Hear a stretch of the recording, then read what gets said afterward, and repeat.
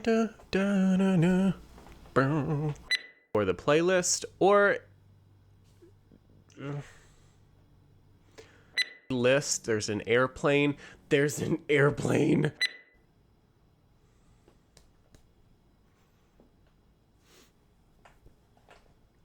So used to making ASMR videos that I can't stop doing this. Hello, everybody. Oh my god.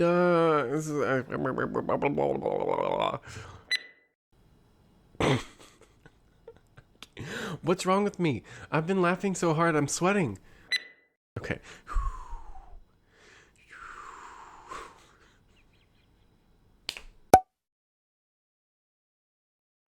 All right, guys. So today is episode 4 of How to Houseplant. Anyways, today's video is going to be about Monstera Dubia.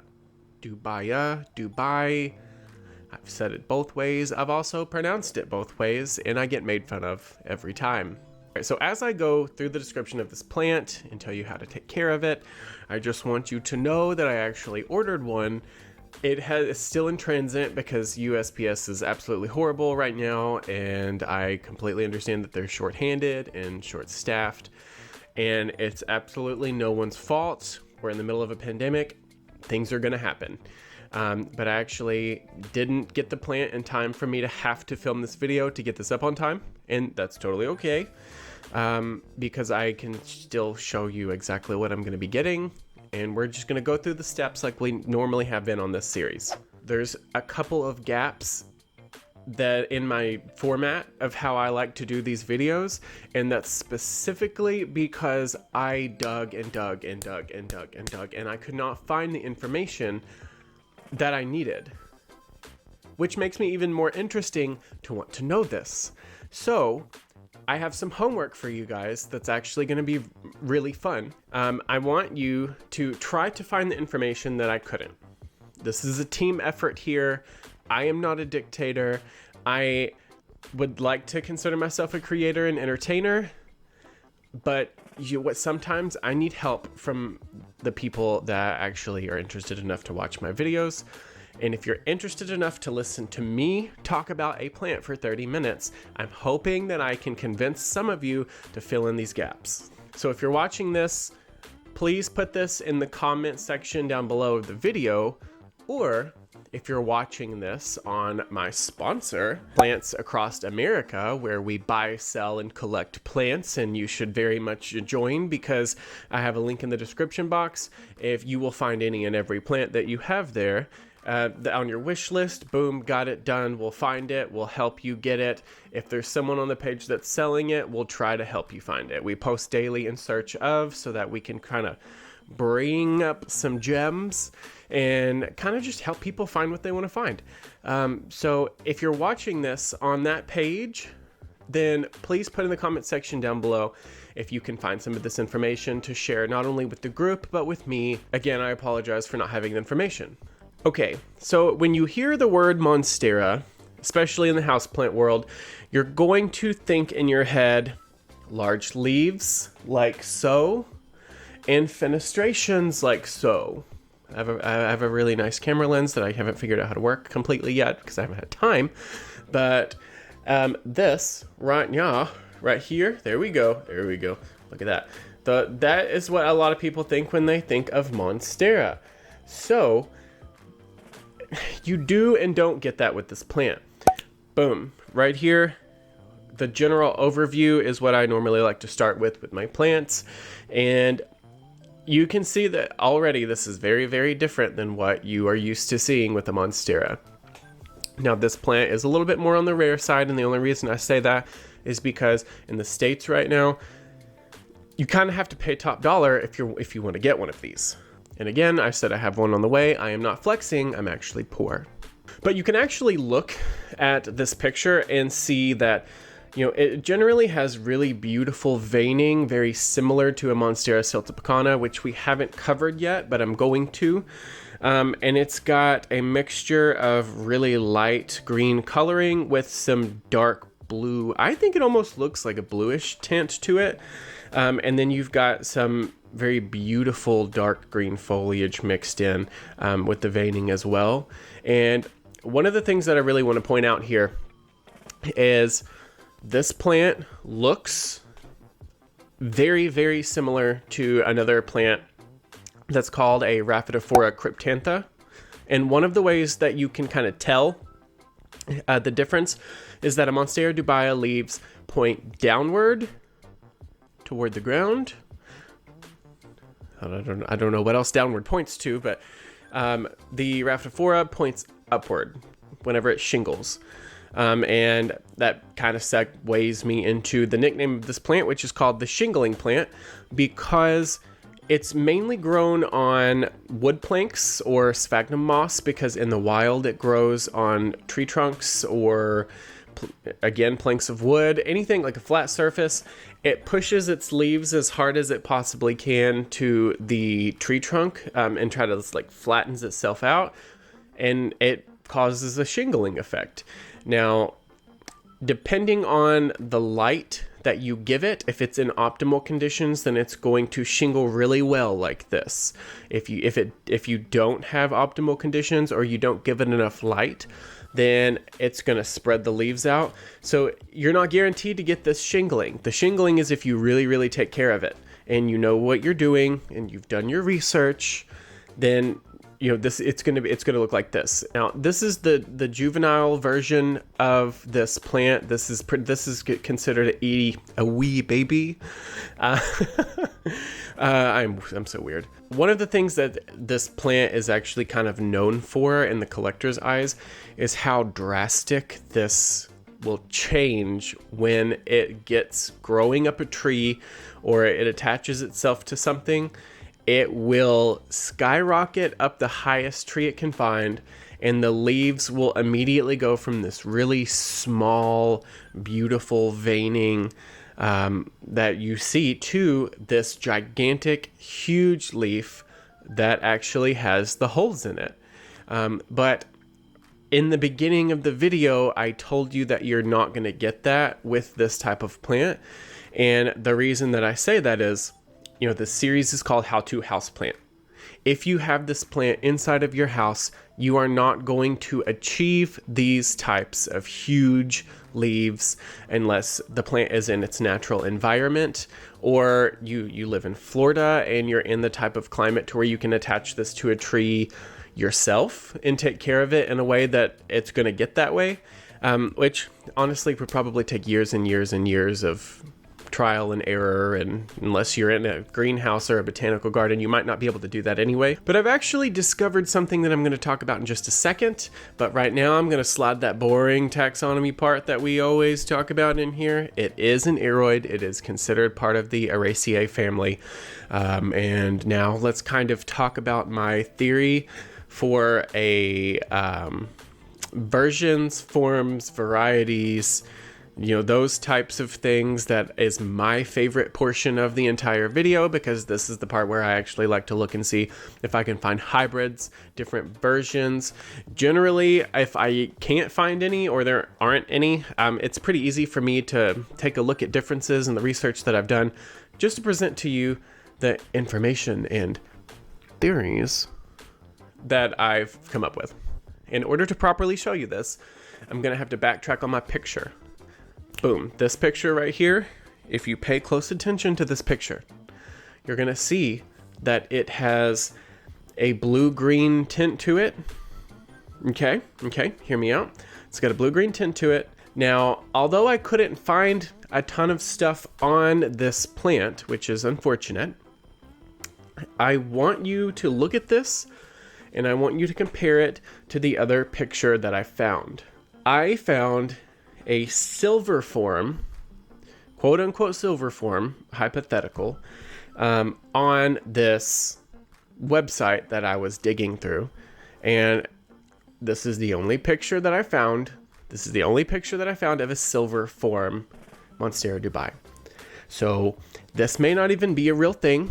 Someone could be catfishing us and editing the photos, but I've found a silver version and a regular version. And it looks different when you compare the photos, as long as they're unedited photos.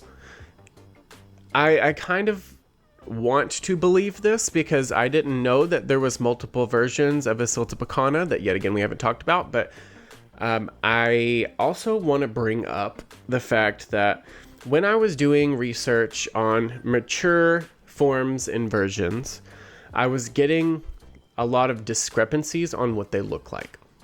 So again, I'm going to backtrack and I'm going to show you this picture right here of a mature Monstera Dubia.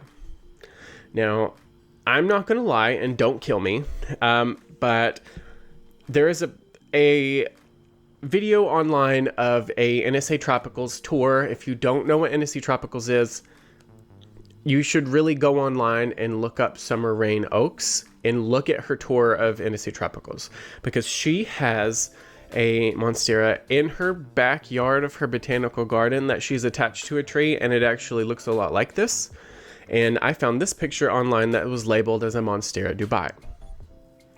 Now I'm going to show you another picture of a grown-up Monstera Dubia.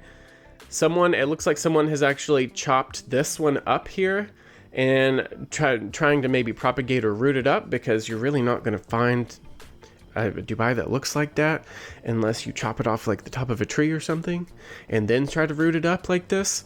But you can already see that this has more fenestrations and holes in it than that huge juvenile form, which I don't think is very common when it comes to Monstera, because the larger that it gets, the more holes and fenestrations that it has. But this one doesn't look as big as the previous picture that we just saw. Now I'm going to show you another picture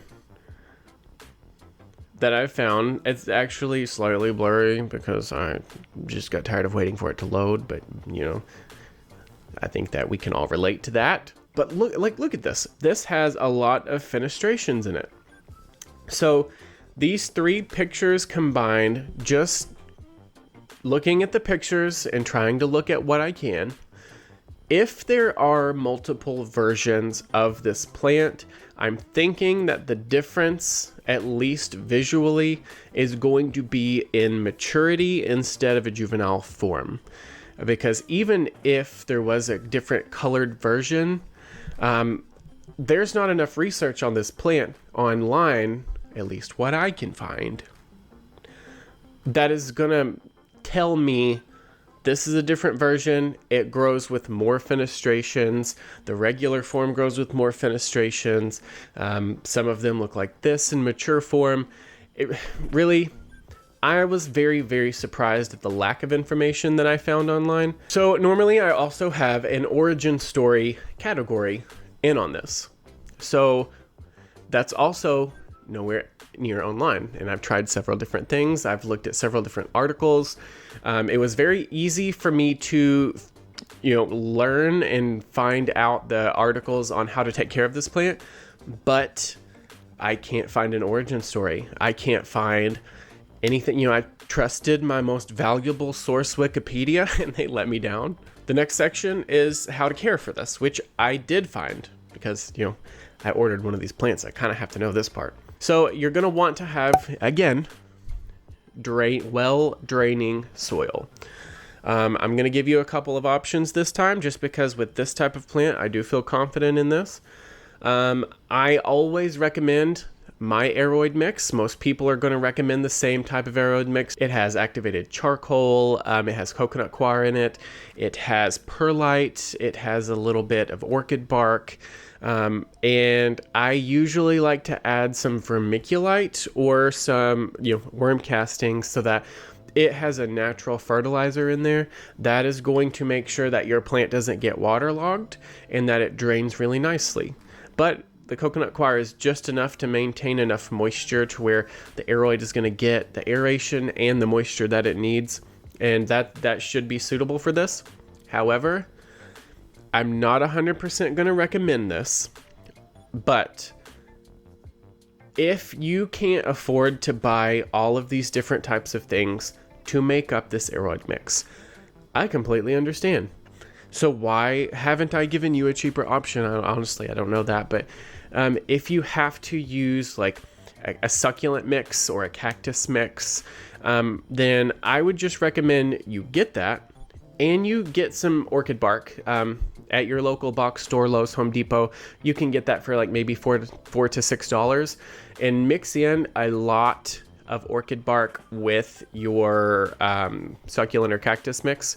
That way that can have some aeration, and it's not sitting in just a big huge bowl of like liquid sopping goop, which is one of my biggest problems that I have with these horrible homemade potting, or not homemade potting mixes. It actually said this in my research exactly, but I've been saying this since episode 1. Water it, and then don't touch it until you can stick your finger in the soil and the top 2 inches of soil are dry. Once that happens, then you can give it a good soaking, but make sure you put it in put it in a pot that has drainage holes so that the water can drain out and it's not sitting in water, because that encourages root rot and that's not your friend. All right, light is pretty much the same as the last 3 videos. Bright and direct light, but this plant is really prone to the edges burning. So make sure that the rays don't touch the leaves. Just kind of have it placed back a little bit farther away from the windowsill. Or if you wanted to, you can just take it and you can flip it to where it's facing you right up against the window. That way the wood plank that you should have it on kind of like blocks out those direct rays, and it's still getting a decent amount of light.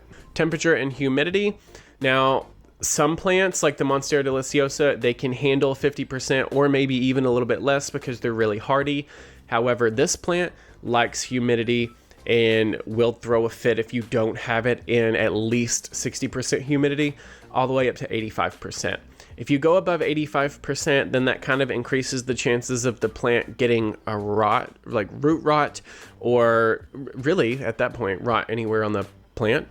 But you just kind of want to watch the humidity on this one, because like I said, you have to give it optimal conditions for it to have that beautiful shingling effect, or it'll get leggy. Now, propagation, all of my other plants that I've talked about, if I have it, sometimes I'll cut it and I'll propagate it in water. And if like the edge of a leaf touches, I don't really worry about it and I'm not too concerned.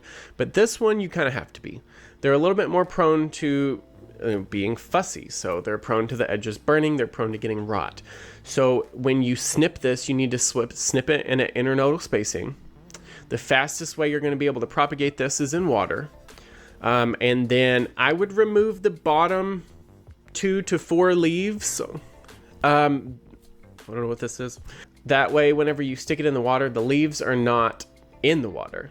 You don't want to do anything to encourage root rot or encourage the leaves to rot any more than what they already could. And then just keep an eye on it, let it root up, and then stick it in soil. But as soon as you stick it in soil, I would kind of at least start training it on a wood plank. I wouldn't wait on that portion of it because you're going to want it to attach to something. That's how it's really going to grow and take off. All right, listen, I am really sorry that I do not have a wealth of information in this video. I hate that, but I'm just going to be straight up and honest with you guys. Next week, I will have all of the information that I need to do the next plant, but put in the comments down below and check out the Facebook poll that we're going to do on the Facebook page so that you can help me pick which video we're going to do next week. Anyways, I love you guys very much. Thank you so much for watching this video, and I will see you guys in next week's video. Yeah, bye.